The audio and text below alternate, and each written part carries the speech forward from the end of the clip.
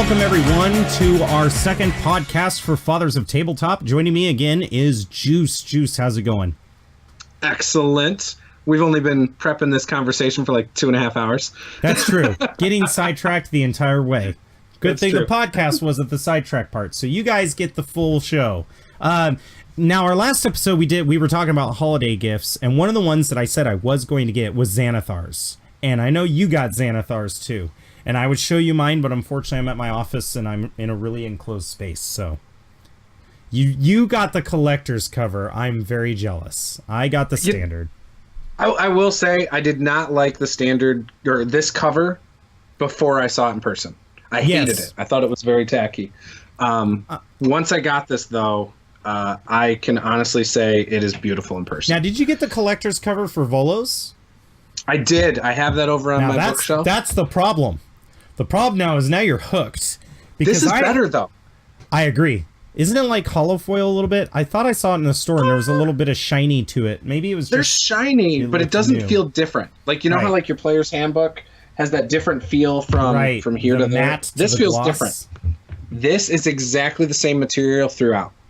So what I've noticed, though, is that now that you got Volos with that cover, and now that you got Xanathars with that cover, you pretty much have to get that black cover with the rest of the books, even if it looks poop. You know, just to make your shelf look in sync.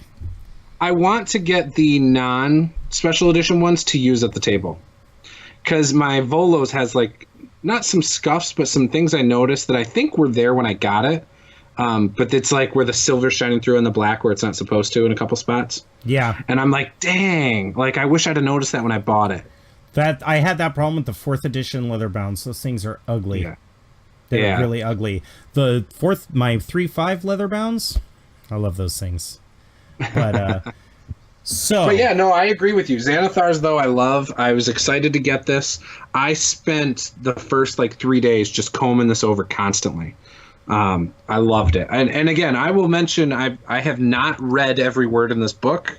In fact, most of the stuff I've gathered from it is DM related stuff. Yeah, I was going to say the same thing. I really haven't played around with classes yet because I'm one of those people, I want to see it played 5 or 6 times because of the RNG gods, you know, random number generators, dice, anything, whatever you're playing. You can't really get a good feel for a class until after you've seen it in a lot of situations and see how average it plays out. So as much as I'd love to talk about the subclasses, I just really haven't had as much experience as a player or enough feedback from my players. To me, as a DM, a lot of the subclasses didn't really change the game on my side. Yeah, I don't have anyone playing any of them yet. Right. I mean, I've noticed a few more healers, which is good. I think the game definitely needed more healers, but I really haven't not a whole lot of people have played them. I was thinking about doing a Wuxia game. Wuxia is like the Oriental Asian setting that they've developed in the Dungeon Master's Guide, and I love it. And especially since Samurai is a fighter class, I thought that was pretty cool, and I think they added more material to the monks. I would have liked to have seen a monk that was more of a European monk, like a Friar Tuck, kick your ass kind of monk. I would have liked to see that, but I guess I'm just going to have to flavor text. How would you make that? First off, I think it would be really interesting if that archetype of monk didn't use key per se and just renamed it. You can still use the structure, but just having key. But honestly, I don't see why they couldn't flurry of blows and stuff. Because a lot of people don't realize, like the Knights of Malta, for example. The Knights of Malta were originally monks that went to the Crusades and fought and were martial artists. And some of them wore armor. A lot of them fought with the staff. A lot of the times when the armies were away, it was up to the monks to defend the people in the villages. So I don't see why they couldn't make a Friar Tuck type monk. I'll just flavor mine and just say he's a medieval monk. But, I guess you could do the Drunken Master as a Friar Tuck. You know, he's just got this giant barrel with him. Now it sounds like a League of Legends character. That subclass type does sound interesting. Like you were saying, I'd like to see these subclasses in use before I really touch them. But for me, it's not so much seeing it played 5 or 6 times. It's building a character. Because Right. when I'm building a character, I then look at, well, what if I paired it with this or this? I look at things more mechanically than a lot of other people, I think. So I go, okay, am I going to add this feat? No, I don't want that feat. Oh, am I going to do this stat bump? What, like, so that's where I get a good feel of character types and subclasses. And so I think when I start doing that, then I'll learn more about those. But I don't see that happening. I'm only playing in 2 games. One of my characters I think is going to be around for at least a year. The other one could die next session. I don't know, because that's Tomb of Annihilation. But I gotta, once I create another character using those, then I'll know more. Now, before we get into the nitty-gritty, I want to cover the DM's tools today. But I want to know, Juice, what have you been up to? What has your channel's been up to? And are there any, like, movies that you're really excited to see, or anything that you've got going on that's really exciting? Okay, well, I'm glad you asked. So I have a couple things coming up on my old Tabletop Gaming with Juice YouTube channel. The very first thing that I wanted to touch on is a PDF called Under the Tavern by DMG Info, 7D System. It's got two YouTube channels. It's part of the Tabletop Crafters Guild, formerly DM Scotty's Crafts. And he wrote this module. It's system agnostic. You can run it in any system. It purposely leaves out the types of monsters and things like that. It leaves out difficulties, like challenge ratings, things like that. It gives you the framework. One of the cool things that I do want to point out too is he's got the maps in here are all his terrain. And so that's one of the things too. Awesome. I haven't ran this. Okay. I've skimmed through it hundreds of times. I want to read through it fully, word for word, front to back, before I review it. And I'd like to start working on the terrain, because without the terrain, I'm never going to run it. So I want to do that before I review that. The other thing, which is I'm excited about, is Absolute Tabletop. So you guys know I played in the Provokers. Absolute Tabletop, they have, if you go over to their website, I think it's absolutetabletop.com, they have all sorts of products, from modules to DM books. So for example, one of my favorites over there is Be a Better Campaign Master, Book 1, Building the World. But I really like that one. Oh, it's so good. It talks about map making and things like that. And I'm actually using it to draw my homebrew world right now. But the thing is right now, I have this one. This is the first one. I have the PDF of Be a Better Weapon Master 2. So, is that the one that just came out? Yes, it just came out like within the last week. I will be doing a review. The art that they revealed in the AbTab group was fantastic. There's some cool stuff. So I've skimmed through that in PDF. I need to print it. As you can see, I have all my AbTab stuff right here printed. I may even go through and review all these, eventually. I want to do a little bit more reviews. The other thing I have going on is I'm writing out my world right now. I have this. So I have a PDF of Kobold Guide to World Building, and in this little binder, and I'm reading that. I'm about halfway through, I think. I'm on like page 40. Good stuff in that book. We talked about that book in our holiday gift guide. I might review that when I'm done too, and I get further into designing my own homebrew, which you guys are curious about my homebrew. Again, I know I'm info dumping. This is all information about my homebrew world. It's from campaign notes to characters to everything. So that's my homebrew world, and I am writing that out. I will be doing PDFs of that in my Master the Game Facebook group. And last but not least, and I know I'm info dumping, Master the Game. I had originally filmed my video for it. I was not satisfied with it. I am not going to put crap out, so I am re-filming. I think I spent 4 hours just filming the first one, and I didn't like it. So I'm going to refilm and have that up hopefully very soon. So. I actually like that you came forward like that, because one of my favorite shows out there that you can watch is the Sherlock Holmes show with Benedict Cumberbatch. And I love it. It doesn't have frequent shows. I think there's only 4 seasons out right now. I think that's what it is that it's on the 4th season. Anyway, sure. Regardless, each season only has a handful of episodes in its own right. I approve of this. I would rather see quality content than loads of honey bucket outhouses of ideas.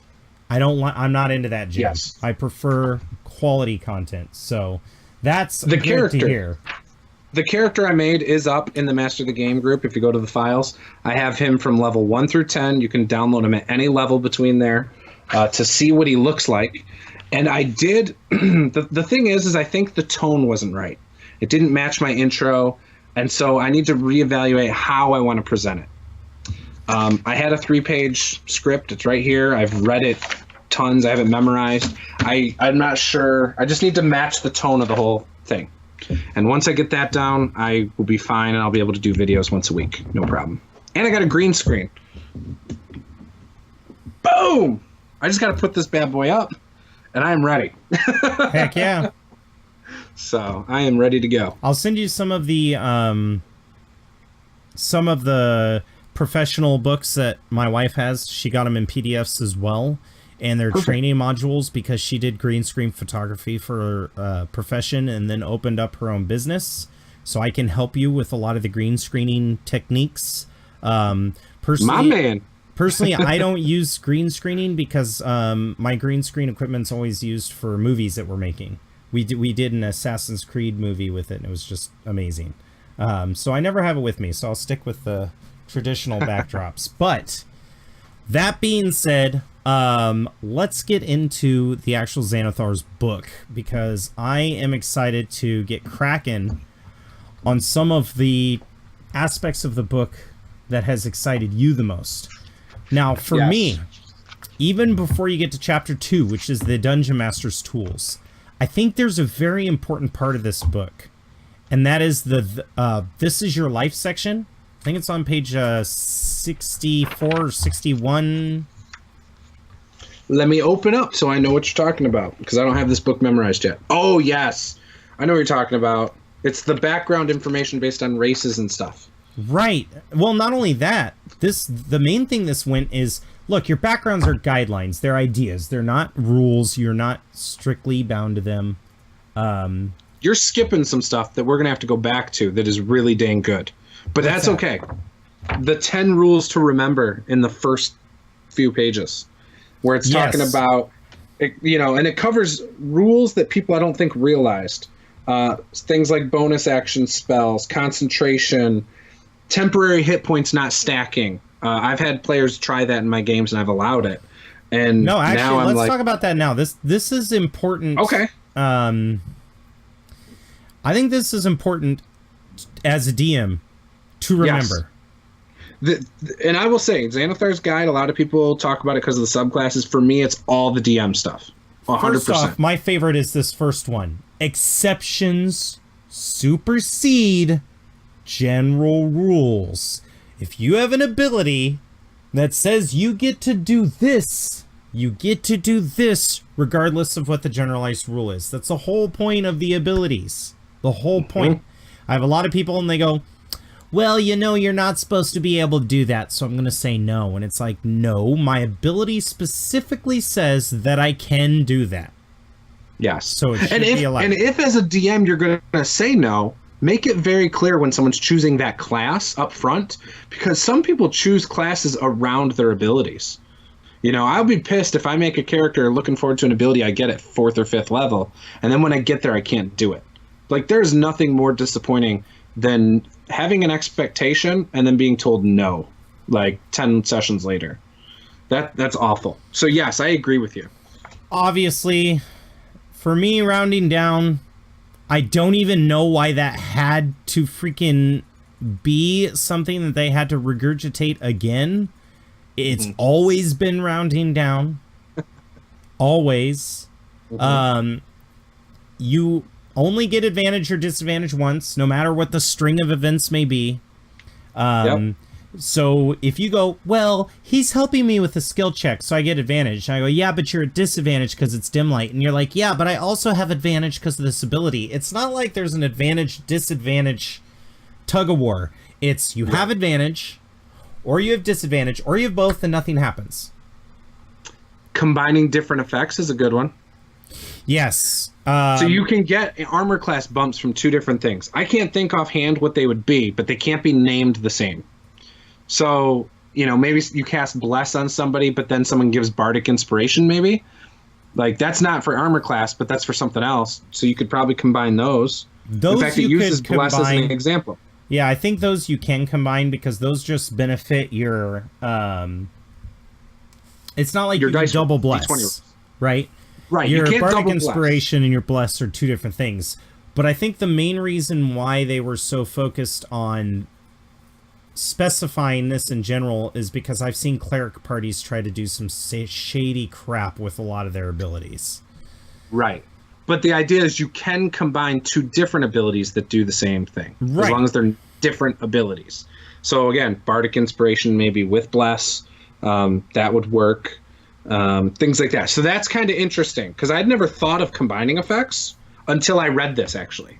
And if you remember in the older D&Ds, like 3.5, you could not have a helmet of +1 charisma and then boots of +1 charisma and then bracers of +1 charisma and have it be +3 charisma. Otherwise, you get those people that wore a pendant and they're like +1 strength gauntlets with a +1 strength bracelet equals +2 strength. No, if you go back to those older games, it did not. If you play Baldur's Gate and you try doing that shit, you're only getting +1 strength. I didn't know that. And that's interesting. That's how I look at combining different effects as well. If it's specifically to increase your attack and stuff like that, you have to really consider whether or not you even want to challenge the DM on stacking those effects. Because I've had a lot of people go, well, guidance and bless and this and that. And I'm like, okay, fine. I'll give it to you and I'll show you why it's broken. What do you mean? Oh, it's the monster's turn? Bless and guidance and... Oh, your plate mail guy just went down from a freaking kobold, I was going to say, you can always do the same back at him. And I hate doing it like that, but a lot of the times players don't understand because they don't run games. So it's good that they're saying, hey, GMs, remember, this is an important rule. Reaction timing. Before we do that, one thing based on that, I had a conversation with someone this week that I think is interesting, worth noting. So we were talking about broken combinations, like class things. It came up because of Esper's rebuttal to DFC's druid monk or something that's like 500 plus HP in theory, not in practice. And then we talked about taking 20's video where he did druids, or not druids, something about summoning pixies and making like a bunch of dinosaurs, whatever. And so when we were talking about this, I said, well, if I had a player or players that don't abuse these abilities and they only do it at a like epic story moment, I'm more okay with that. I don't want someone to just spawn it and do it constantly, and that's annoying. But if like they know they can do this, they've done it only in like very, very rare circumstances, I'm more likely to allow it. Because then it just is a really cool thing that happened once as part of the story. Right. So that's just me. I know that's not for everyone, but I am okay within a dire situation. You're fighting a Baelor, you pulling out whatever combination of stacking abilities you want, and let's see what happens to your level 5 party. Now let's give the whole idea of this armor class thing. Just keep in mind, it's only referring to abilities that have the same name. Yes. It varies, but when 2 or more effects have the same proper name, or only one of them, the most powerful one is the benefits aren't identical. Yes. But please, clerics, paladins, use your abilities to buff the party up in different ways, and even if they tend to overlap a little bit, it's okay as long as they're different abilities. That makes sense to me. This is something that I think is very important, is reaction timing. Mm-hmm. Yeah, I've been doing it wrong. This is a lot like those cards that when you played Magic back in the day, where I think it was right around like 98 to 2002, there was some confusion on what immediate interrupts and interrupts were. And counter spells, and you were like, when are these used? And then you'd get people countering mana, and it's like, mana's not a spell, and this is important.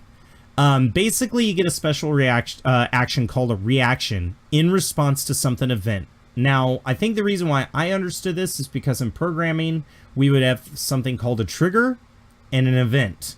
And this is kind of how I see it. Making opportunity attacks and casting shield spell are two typical uses of reactions. So basically, what triggers this reaction, right? The reaction happens after its trigger completes.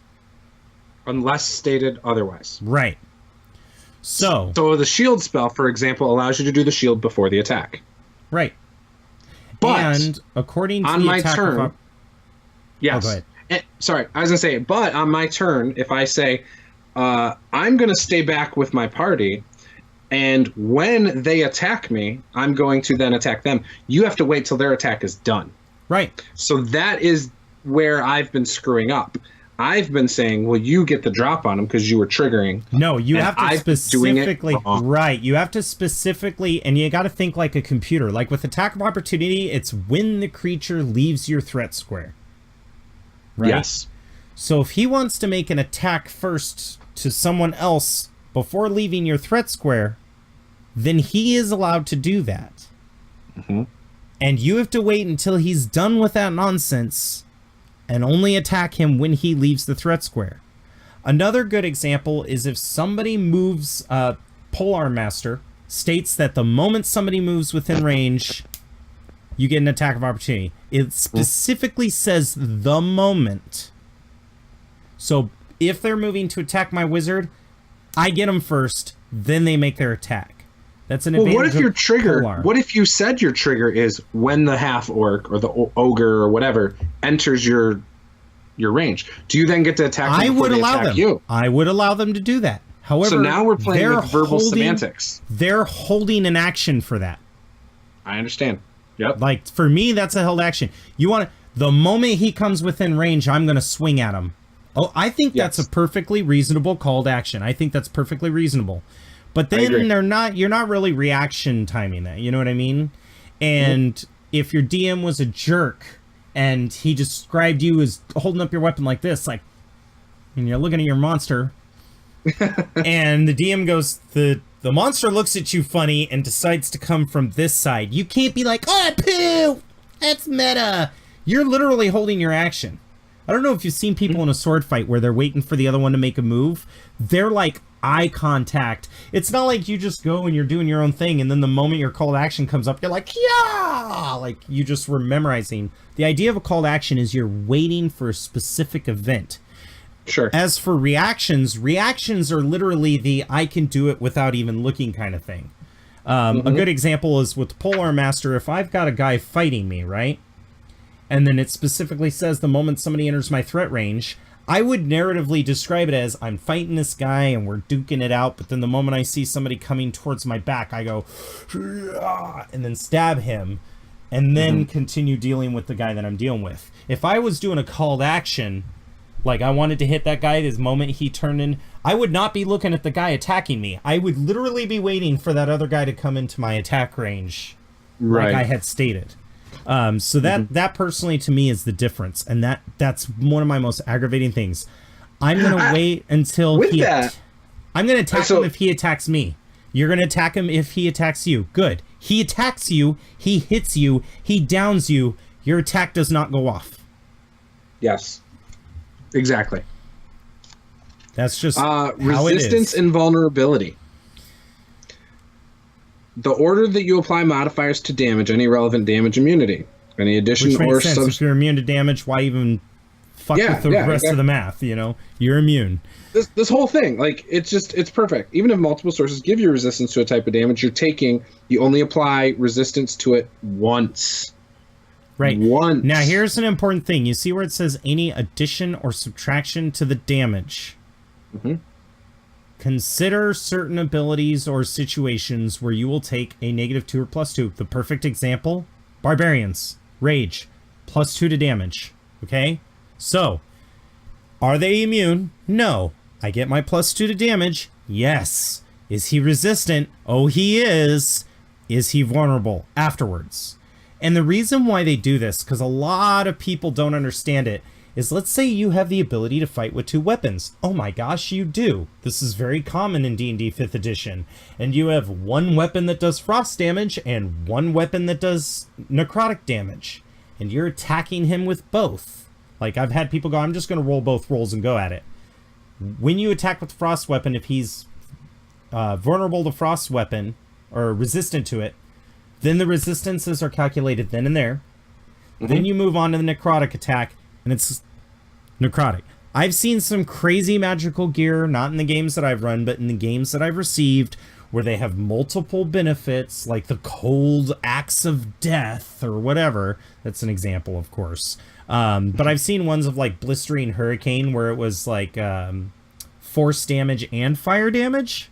Sure. And if you got a weapon with 2 traits like that, deal with the damage resistances first, then deal with the vulnerabilities. That's personally how I run it. And the reason why this is important is because if you do 8 damage as a barbarian, all right, and I've seen a lot of people do this, they go, okay, so since he's resistant, he gets 4 damage, but then I get +2 because of my rage. No. It's 8 damage plus 2, which makes it 10, then it's halved. So here's the other thing, the one relevant damage resistance. So the thing I see is, say you're using a barbarian, you're raging, you're resistant. But, and I don't know why you would ever do this, but say you do heavy armor, and then you have the heavy armor master, which is also resistant, and you remove 3. You'd have to pick which resistance. Right. So you can't stack them. So that's important to note as well. Now, I don't think anyone would ever do that. But well, I have barbarians that try to get magical resistance gear. Oh, interesting. Yeah, but you can't. It only one counts. Right. So if they have a sword that hits you for 1d8 and then it does d4 necrotic damage, you get to choose. Do you want to block the necrotic damage, or do you want to take resistance on the d8? You do not get resistance from both. Period. And if you get those creatures that are vulnerable to electricity and water, they're only vulnerable to one of them. They're not vulnerable to both. So you get to, and I usually let them choose as the attackers, because I'm just that way. Do you want them to be vulnerable? Otherwise, as a DM, I'd be like, well, your thunder damage is a d12, so I'm going to make him resistant to that. I don't think that's the role of the DM. I think that's the role of the player. Proficiency bonuses, you can only add once to the roll. Yep, unless it states otherwise. Right. I honestly don't think anybody really had an issue with this. What, proficiency bonus? No, I don't think so either. No, so bonus action spells, self-explanatory. I think is worded a little funny, but ultimately you can only cast 1 level spell per turn, per round. Yes, and then you can also cast the other thing has to be a cantrip. That's really the easiest way to think of it, rather than the wording they've done. Concentration, you can only have 1 concentration at a time. Now, can they cast a cantrip? Or so they can't cast a level 2 spell and then cast a level 1 spell as a bonus. Exactly. No, exactly. Exactly. I hate it when people do that. Clerics are the worst, like, perpetrators of breaking this. It's like bards. I think bards do it too. Your spiritual weapon. I get it. But please understand that you cannot both heal your allies and torch an enemy at the same time, right? There are damaging cantrips that are okay. Round 1, you cast your spiritual weapon. It's a concentration spell. Round 2, you can cast level spells, and it won't ruin that concentration spell. That's true, but that's unless it's a concentration. But it's a second round. Well, it's right. But if they cast another concentration, then it gets rid of it.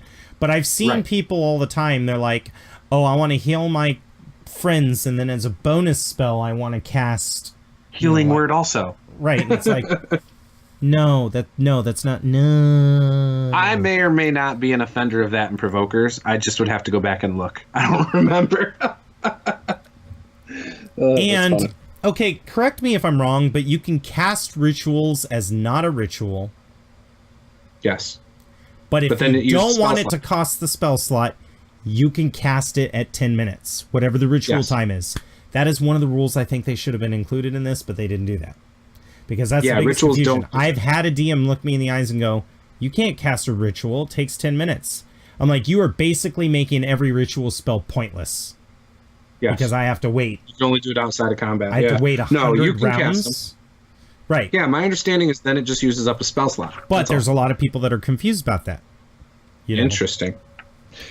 Temporary hit points don't stack. I think that's an interesting one because I've had that happen. Where they're like... And I've allowed it. You get 5 temp HP from me, and then one other class is like, here's 10 temp HP. And I don't think people are like, but that's not fair. The whole point of it is so that you guys aren't standing in a corner before the fight starts, even just going and buffing him with a ton of temp HP. You know, like, right. Because if the monsters are running towards you, initiative's been rolled, and they're like, "Bleh," you're not just sitting there like, and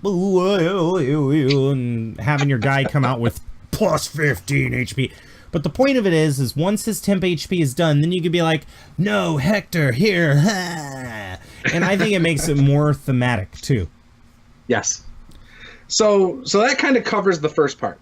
But before we get into the part you really want to talk about, I do want to point out something about the subclasses I love. Okay? The thing I really love is the flavor they put into it. It's not even mechanical stuff. For example, barbarians, it's more like the background things. The tattoos, barbarians, the personal totems, the superstitions. I love this. Hair. I love it. So I just want to read like one of these superstitions. Magical things bring trouble. Never sleep with a magic object within 10 feet of you. Like, that is awesome, because what if your weapon is a magical weapon, you keep it 10 feet away, and all of a sudden combat does happen while you're sleeping? Shit. You might not be able to get to your weapon. Actually, and you want to know what the most common thing you see with barbs is? Light armor. Magic light armor that gives them AC bonuses. Oh, I can make a con save so I'm not exhausted after my long rest. That's magic armor, right? You are pulling that shit off and you are setting it next to the fire. Like, it is nowhere near you when you sleep. Or bracers. Think about this. What if your party is sleeping in a 4x4 room in a dungeon? You have to set it outside of the room. You're resting. You would sleep outside the room. You would not sleep in the room with them. Or you would force them all. Yeah, or you would force them all to take all of their shit off and put it in the hallway, and that's not likely. That's not likely. Nope. And if you go into a room, and this is what I love about the superstitions, you enter a room and you're like, oh my god, it's full of so much treasure. Let's rest here before looking it up. He's gonna be like, I'll sleep outside. Magic items. You can't trust them. They're out to get you. I just think of the Small Soldiers movie. You know what I'm talking about? Like, is that what is that? A long time ago, Tommy Lee Jones played in it, but it's where like the G.I. Joes went against the weird monster creatures. Oh, Toy Soldiers. Toy Soldiers. Yes, thank you. Yes. Toy Soldiers. Oh my god. Yeah. That movie, I loved it, but my friend who was 3 years younger than me had nightmares because all of his toys were monsters, aliens, and soldiers. And he just thought they were going to go to war while he wasn't looking. It was pretty ridiculous. And I love, when you talk about flavor, I love it. Because let's talk about one of the most common sense subclasses, but also surprising given the context of this. And that is the samurai for the fighter. Do you know what page that is? I am actually... I think you have it in your notes, don't you?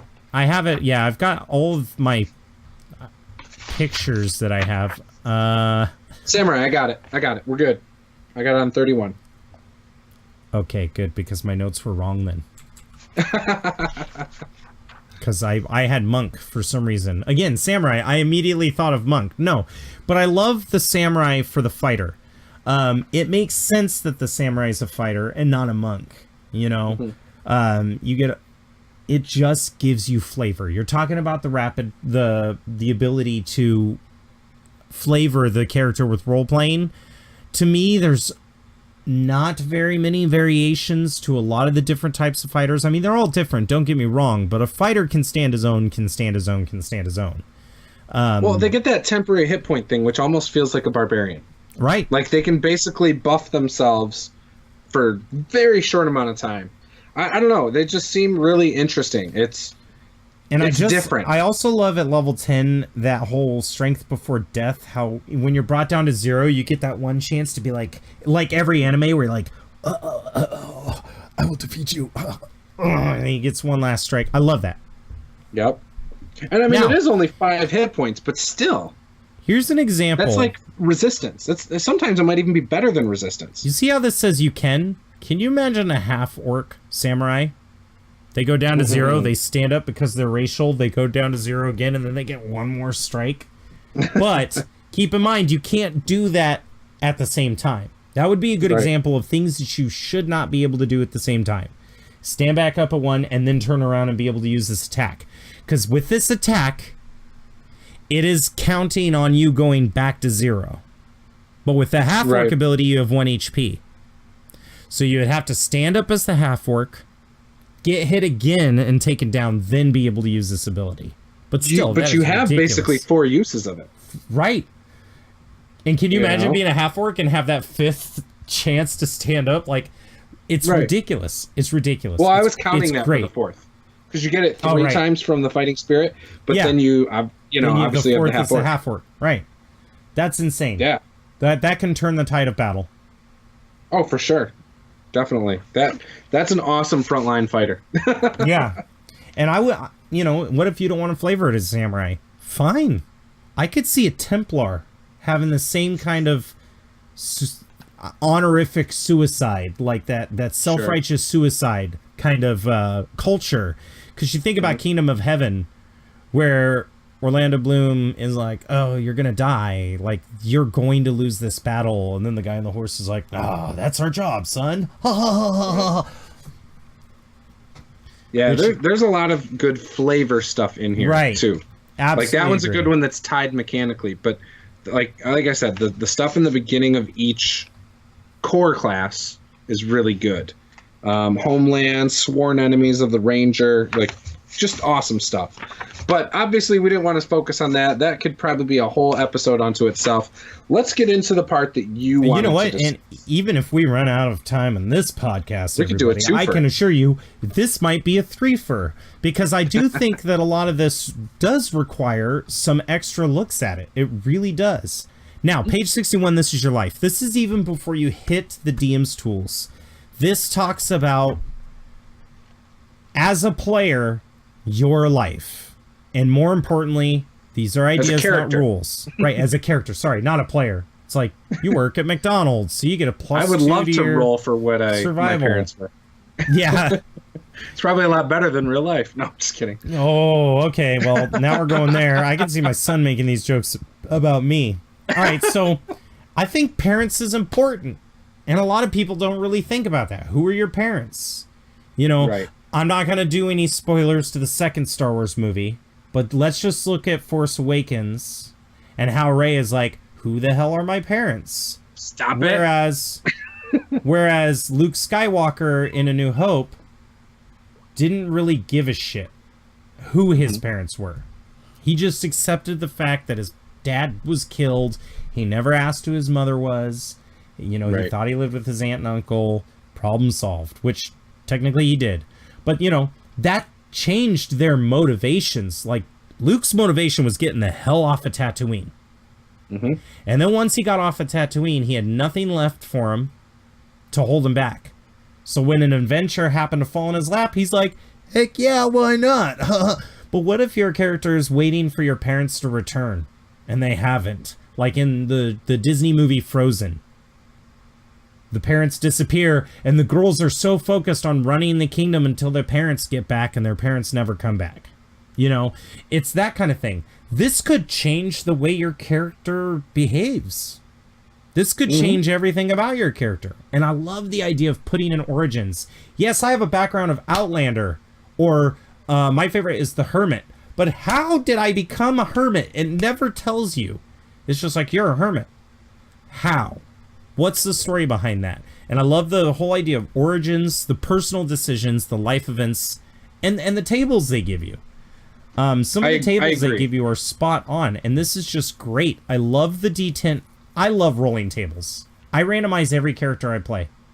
Roll the dice and everything. I will randomize everything, because sometimes I've played so many characters I just don't know anymore. And I love the tables they give you. At Gen Con, I bought the dice, the character class and race dice. Yeah, isn't that rad? I bought those. Oh, man. Yeah. Those are so rad. So, a D100, you basically, I don't agree with this at all. 0 and 1 to 95, you know who your parents are or were. 96 to 100, you don't know who they are. So are they really telling you? That actually could be like Rey's backstory going into the, I agree. That's not my point. So you could do that. My point is the percentages of this, I think, are wrong. I think in a medieval fantasy, I would at least give 15% to the you don't know who your parents are. Are they really telling us that only 4% of the population's orphans? Only 4%? But even orphans sometimes know the background. So I don't agree with that part. Well, so I do agree with that. So the orphans might know that their parents were drug addicts and got killed on the black market. That's true. But at the same time, you could know your dad was a captain who died in battle, but that doesn't mean you know who he was. That doesn't mean you know who the kind of man that he was. My favorite example of this is Dragon Warrior 4, which was called Dragon Quest in Japan. Dragon Warrior 3, I'm sorry. Your dad in one of those games basically dies fighting a dragon. And all you know about it is that people treat you like a hero because your dad sacrificed his life, but you knew nothing about your dad. He was always off adventuring. I think there would be a higher percentage. That would be, you know who your parents are or were. Doesn't mean you knew them, just knows who they are or were. That's true. I guess names I'm looking and what at they this did. like you know who they were. Like who they were. Like Not Luke that you knew them. Luke knew his dad was Anakin Skywalker. That was never hidden from him. Luke didn't know who his dad was. Luke didn't know the kind of person his dad was. Right. Which I think is a huge shocker. And I guess it's all on interpretation. But if we're talking about like their names and their identities, then yeah, that makes sense. Now, I do want to say, too, this is very similar to Pathfinder's Ultimate Campaign book. They had tables like this in that I used to use all the time. I use it for my games nowadays. Actually, Xanathar's did replace I sold mine to Barker. From Barker! No. No, it was good. I wasn't using it anymore. The only table I really started using at the end there was the How You Knew Your Fellow Adventurers. That was the only one I used. I used to make jokes that he must buy all these D&D books to stand on for his videos, but then I saw pictures of him at the AbTabCon, and I was like, yeah, dude, dear he's God. like 7 foot. Dear 30. God, 7 foot too much is more like it. All right, now here's the cool thing: half-elf parents, half-orc parents, tiefling parents. I love this. This was needed so freaking much. Okay. First off, let's talk about Dragonborn. Dragonborn are not half dragons. A half dragon is like, and I'm going to look this up just for nostalgia and character name, Horde of the Dragon Queen. But where are you seeing the Dragonborn? No, I don't have Dragonborn. no, hang on. I'm saying he's not on there. Oh, I'm okay. explaining why I feel he's not on there. I was like, why? I was like, they're not in here. This is a half dragon from Horde of the Dragon Queen. Got a They tail. are not dragonborn. Right. Okay? You are not a half dragon if you're a dragonborn. You are something special. Right. Something entirely different. That's why I love that they put this in there, because it makes you realize, okay, half elf, half orc, tieflings. I've had a lot of people ask me, James, where's the dragonborn? Dragonborns are not half dragon, half man. They're not. They are not. They are not. They are not. There's something different. In my world, which is a Viking Norse setting, and I'm literally basing it off of Norse myth straight from the history books. The dragonborn are just a different type of dragon. They look like humans. They're just a different type of dragon in the Norse mythos. But the half dragons are very specifically something different. And I don't remember if they're in Volos or not. I didn't look. But I love the half elf, half orc, and the tiefling parents. Notice how ASMR don't have a parent. And that is because ASMR are reborn. They lose their memories and stuff, but they're like a reincarnation of the ASMR before them. Yeah, I was gonna say, I think Dragonborn, it changes based on the setting on how they're born. Right? Because aren't some blessed by an actual dragon and they hatch from eggs? Yeah, I heard some are blessed by an actual dragon. I heard some are the avatar of a dragon, like Bahamut, for example. He's a god in some settings. Shaped by draconic gods or the dragons themselves, Dragonborn originally hatched from dragon eggs as a unique race, combining the best attributes of dragons. Dragon eggs, which means maybe your mother dragon is somewhere around, but the dragon doesn't have the choice. And in my world, the dragon look at the dragonborn as birth defects. Like, ew. And then they kick him out. But, oh, that's interesting. I love the birthplace. This makes complete sense, honestly. Carriage, cart, or wagon. If you were born on a boat or a ship, now you ask yourself why. It gives you more filler for it, and I love this. If you were born in a cave, why? I used this when I made my barbarian that's going to show up in the roll with advantage, because even though he's a barbarian and even though he is a half-orc, he was born in a palace. Interesting. So his human mother was of nobility. Wow. That's bad. Yeah. And basically, he brought her... She loved him and took care of him, but as he grew older, he saw how society was treating her because of her choice to raise him as a noble, and that's why he left home. So he has no tragic backstory as in, oh, his parents were brutally murdered. He literally abandoned his mother and father, or, well, his mother and stepfather, who loved him as their own son. They were going to raise him. He abandoned them just because of the political strife that they were going through because of what he is, and then went up to the Frozen Norths in his own self-imposed exile, and then became a chieftain up there, attracting other half-orc exiles. So... Interesting. I would have never known that if I didn't roll this, you know. No, I like that. Number of siblings. I like the siblings table. Siblings is important because if you're a cleric, I love the idea of being a paladin and then having one of your siblings be the polar opposite. Like maybe you guys were really good friends. Jedi Sith. Sort of. I'm thinking more like you get that classic story in the medieval ages of the two brothers. And then one brother wants to be the king, and he knows he's gonna get it, and and then the other one gets elected king, and that one's like, what the I love that story. I love those stories, and I like the idea of being able to roll for siblings, and Jesus Christ, I can't even imagine having 11 siblings in D&D. Like, how do you justify that they're all dead? I would never want to roll that many. Family is very important, I think. Absent parents, family lifestyle. A lot of these roles are things that you'll come up with on your own, but I definitely think that they're very good. Now, what I love about it is it's almost like Xanathar's is written as if you're telling the story. Childhood home, childhood memories. We talked about the birthplace, we talked about family, we talked about childhood homes, and then it moves over to, like, personal decisions. You know, you've already chosen your background. These are not additional backgrounds. These are, if you chose criminal, why did you become the criminal? Yes, so I love how you have reasons for the backgrounds. But more importantly, right after that, if you continue reading in the book, you also have reasonings behind why you became the class you did. And I'm going to use Druid as an example. I'm going to pick on Druid because you get to roll a d6. And it was like, I became a druid because I saw too much devastation in wild places. Or I found a place among a group of druids after I fled a catastrophe. Or I've always had an affinity for animals. And I love that they separated this because I really hate when druids are in my games because it seems like all 6 of these reasons are the reasons why they became a druid. And it makes the druids very cookie cutter.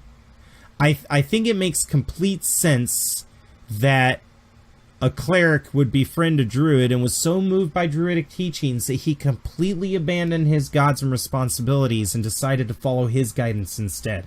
That is a sick story. I want to hear that. I don't want to hear a huge combination of everything, like why you became a druid. It was because of all 6 of those. Because I've seen every druid. I mean, I used to do the running the games at the card shop, and in my opinion, you just see this all the time.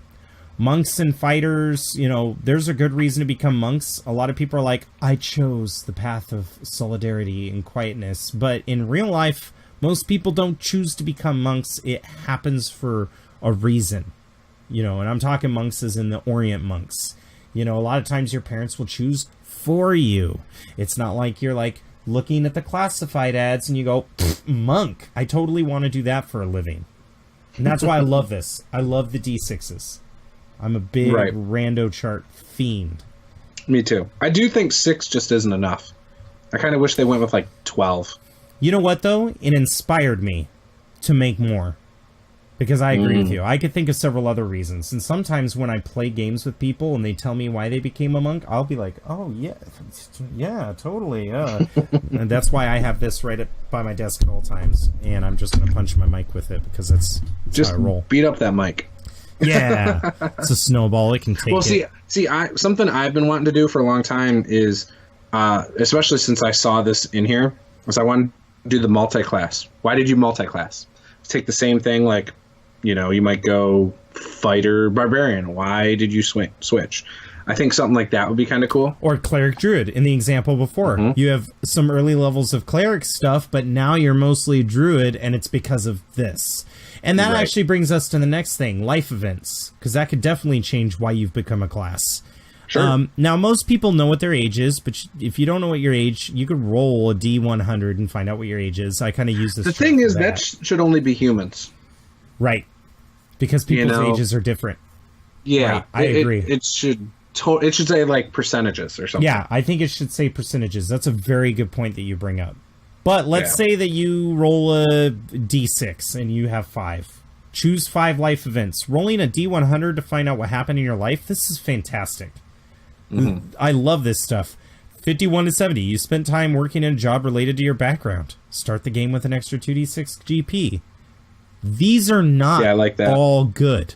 In fact, a 1 through 10 is you roll a tragedy, go to the tragedies table. And I love the adventures, the boons, the arcane, the secondary traits, the crime, the punishment, supernatural events. All of these tables are in here of every event. So you don't have to choose, oh, well, I'm a tragedy because my parents were killed. Well, you know, 1 to 2 on a 12 is you lost a family member or close friend. You know, a friendship ended bitterly. That's a good one. I never would have thought of that as a tragedy. Like, maybe you had best friends and now you hate each other. You lost all your possessions in a disaster and had to rebuild your life. That's awesome, too. No one roleplays that. Like, at one point, I was a noble and now I'm this. They just use they storyline roleplay if you're a hermit. Well, usually it only happens if you're a hermit or an outlander. But it would be really I was going to say nobles. I get a lot with nobles. Well, why do I only have 10 gold? Oh, because I lost everything, or I'm outcast from my family. That happens all the time. 10 gold is a lot, though. People need to realize that in D&D terms, 10 gold is you're talking about, like, 10 months of survival right there. Right. You have a year's wage in your pocket of a high-end year's wage. Right. But I absolutely love all of these rolling tables. You know, the war and the weird stuff. I love the weird stuff. You turn into a toad and remained in that form for 1d4 weeks. That's a weird event that could happen to you. And if that happened to you, maybe every time you see a fly, for some reason, your mouth waters and you don't know why. Could you imagine doing this as downtime stuff randomly to your party? Oh my god, I am. Like weird stuff? Oh, like that would be so awesome. I am going to. I'm going to have them roll on 100% side, or 100%, and I'm going to have, like... Don't do it to everyone. No. If you have 4 players, roll a d4 to decide I actually thought about whether or not, because I have professions and stuff in my game. Also, if you want heavy armor made, especially since it's the North setting, it takes a long time. You want a chain shirt made, it's going to take 7 days. So park your ass and train, or get a job. But if you sit for 7 days and you do downtime, yes, you have the chance of making money doing these jobs. Like if you're a ranger and you say, I'd like to help them fish, or I want to help them hunt, I'll have you roll on a profession chart and earn some money for the week. But at the same time, I like doing that because a long rest only gives you half your hit die. So if you come back to town with no hit die, it makes sense to take a week off so that at the end of the week, full HP, full hit die, everything makes sense. But if you're going to stay down for an entire week, I might have you roll on a table where either something weird happens, something good happens, something supernatural happens, some tragedy happens. Especially if I'm needing an adventure hook. I'm definitely considering making my own tables related to this. Oh, hell yeah. I absolutely am too. I really want to. And I love the additional racial stuff I do enjoy, but it's only 2 pages and I kind of blasted through it because I was like, that's rad. But those I want to see in conjunction with some of the new subclasses. See, I was going to say these, so in feats in general, I love feats. I think it's a way to make your character very special. And the idea of racial feats, I really wish was in the original Player's Handbook. I think they did some cool things, but I think they could have went a little further. They could have given you some more. They could have touched on even some of the races in the Volo's guide. I think they missed an opportunity there. Right. They did. I just feel like it's good, and I like them. I just feel like it's lacking a little. That's all. There's just not enough. I felt like it was lacking a little, but honestly, I feel like the feats in general are lacking a little. I loved the feats in 3.5. I loved having, like, a fighter became a fighter because... And what differentiated them from the Paladin was all the feats they got. And I understood they eliminated it and made an optional rule for people who don't want feats. No. When you're level 10 and you've got a bunch of feats that make you buffer in a way that represented the experience that you've gone through. You know, in a way it represented how you've grown based on your trained. Past. Right. Yeah. Well, honestly, I think that's all we have for this episode. We are not done with Xanathars, guys, because when we get back, we're heading into Dungeon Master's Tools. And this is the part basically chapter that 2. I'm excited about. Chapter 2. We only went over chapter 1, and even then, we didn't go into as much depth as I want. But chapter 2 is where I think most of the magic of Xanathars happens. It's why, in my opinion, back in 3.5, they had Player's Handbook 2, DM's Guide 2. I think Xanathars really is the PHB and the DM's Guide 2 for 5th edition. I think they did a very good job with it. I am a little disappointed, but I think that's because some of the things from Unearthed Arcana were not put into this book. I would have liked to have seen a functioning Beastmaster for Rangers, but honestly, I do still love Xanathars. It is a staple. I actually refer to this as the 4th core book. You're disappointed. You're disappointed. I will say I'm not. But I will... in fact, this surpassed my expectations. But if you're buying Xanathar's Guide for the player options only, it's not worth it. No. If you're buying it you should be as DM. a Dungeon Master or the flavor, buy it. Like, that is what this book is about, in my opinion. The Unearthed Arcana is, from what I've seen, is basically the same thing as the subclass stuff. Yeah. There's some tweaks, very minor, but there's some tweaks. But you could run straight out of Unearthed Arcana for the most part. And there are some Unearthed Arcana classes that you might fall in love with that you would be disappointed that isn't in this book. But that doesn't mean that they're not going to be around. I think Xanathars is just a taste of what's coming out.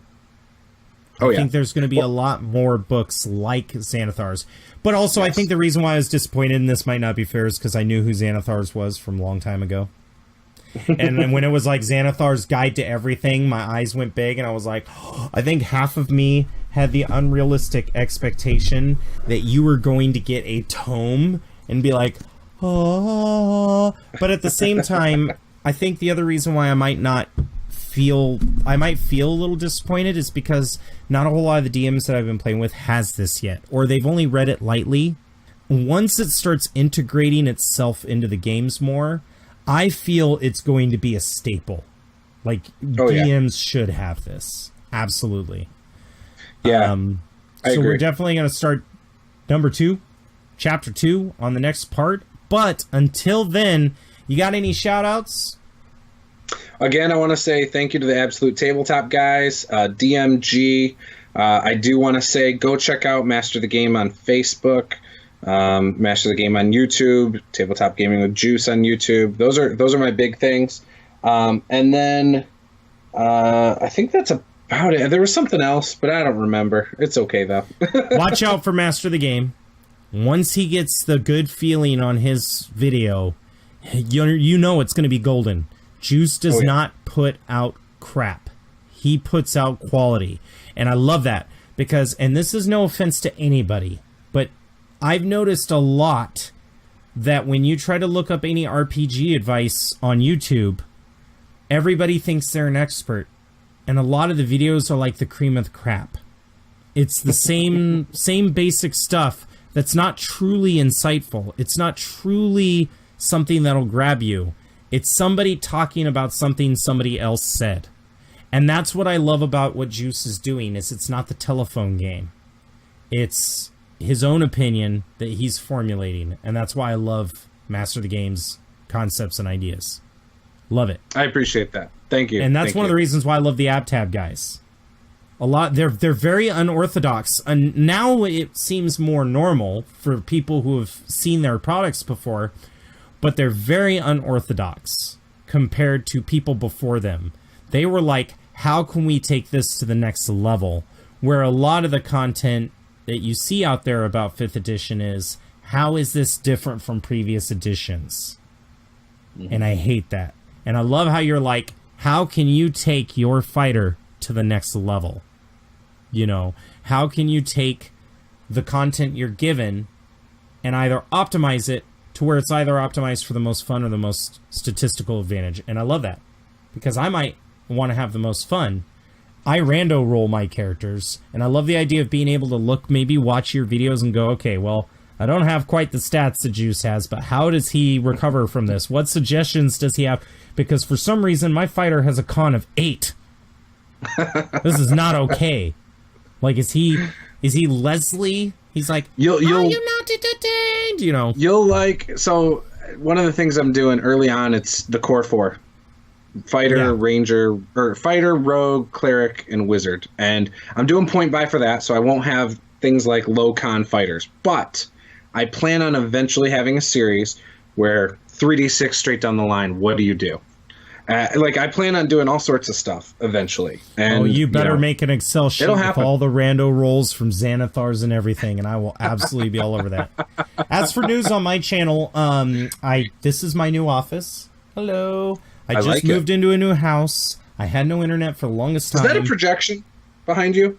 No, this is a photo backdrop. Anybody who's interested in getting something like this to cover really hideous office walls that are red, you can go buy these for like $50. Just hang it up with tax. It's fine. Where at? Yeah. I'll give you the link, but I'll post it below. But basically, look up photography backdrops for portrait studios.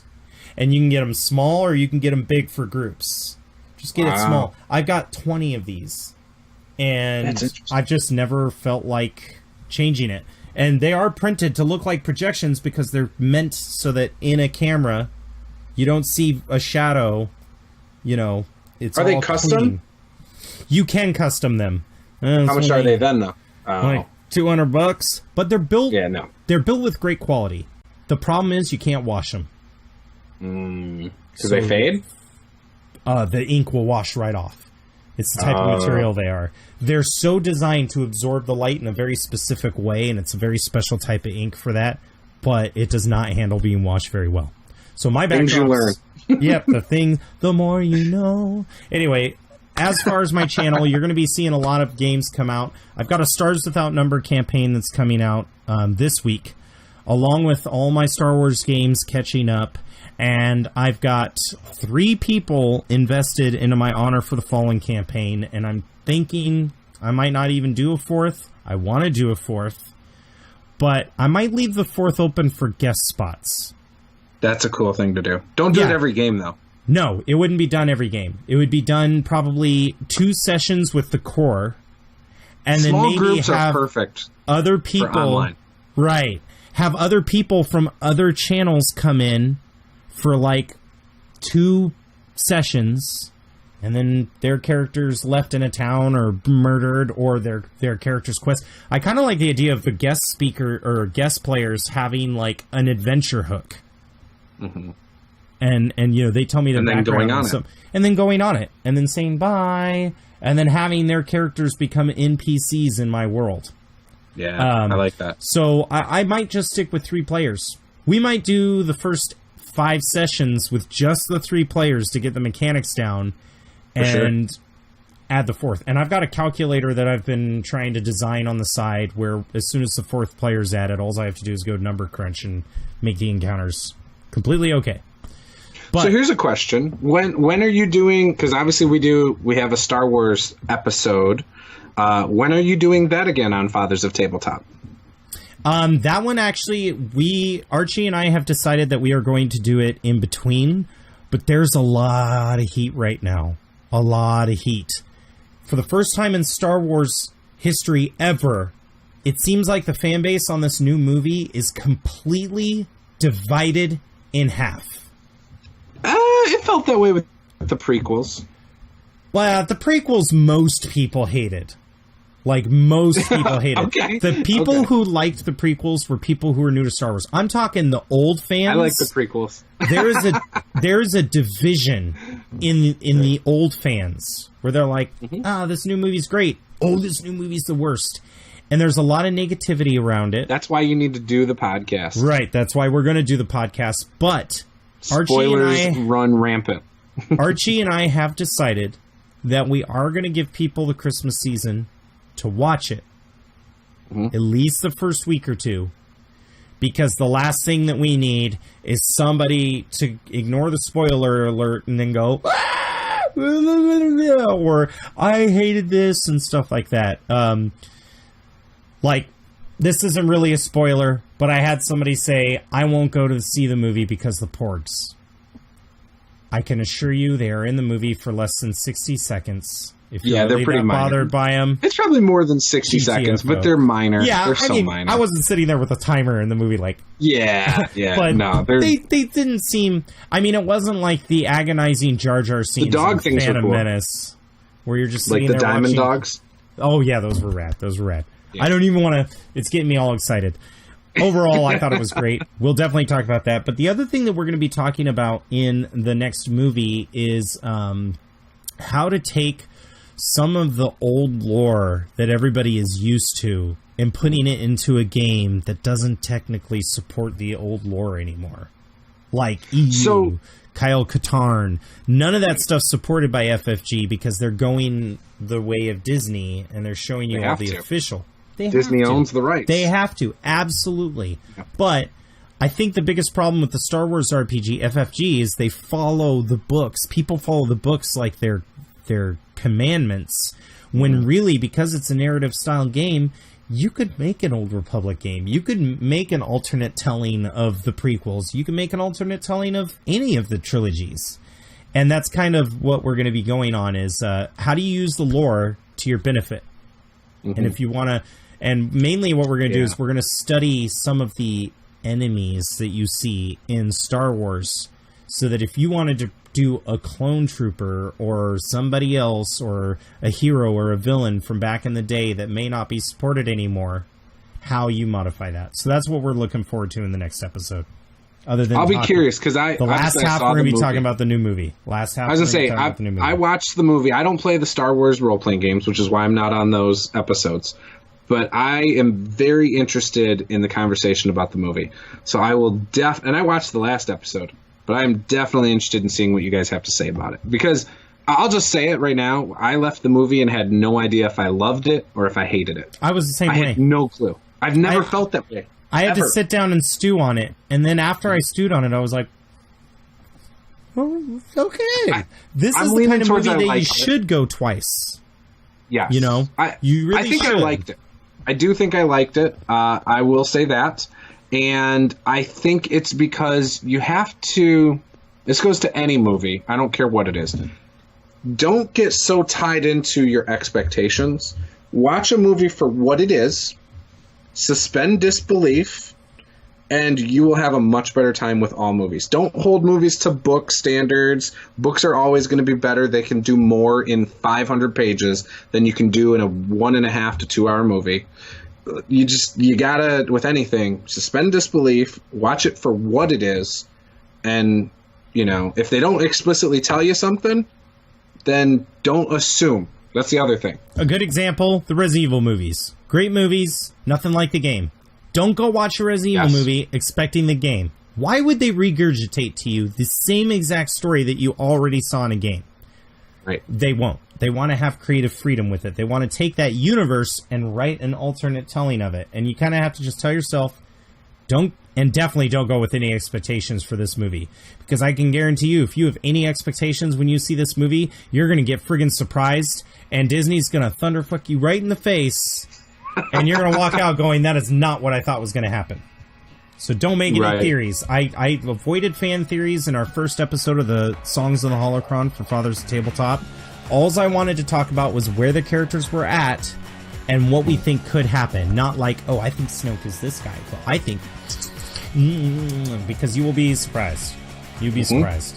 I think the one thing that Disney did right with this movie is they took the concept of going to the movies and they brought the surprise element back of not knowing what to expect. So if you go and you watch Star Wars this holiday season with your family and you take in the mentality of don't expect a damn thing, you will be more pleasantly surprised. Because if you go in there expecting one thing, I guarantee you that's not what you're going to get. Right. 100% agree. But, as always, I'm Jarl of Goats. This is Juce, the master of the game. Keep an eye out on his YouTube channel. Keep an eye out on mine. There's going to be a lot of uploads now that I'm in my new office. And we will bid you adieu until the next episode, which will be sooner than the gap between the first and this one. Yeah, we're going to do it more than once a month. I want to do one more than once a month. We've just been crazy with the holidays. Absolutely. Yeah, we need to. Keep your eyes peeled, especially because I want to comb over Xanathars with a lot of great detail and definitely help people in running games with this content. I think that's going to be good. But until next time, hit a like button if you're on YouTube, subscribe if you haven't already, and check us out on podcast, SoundCloud, or the Apple Store. If you're watching us on SoundCloud right now on the internet, do know that there are other places you can get them if you have Apple products. You can just download it straight off the Apple Store. And we will see you the next time. Bye-bye.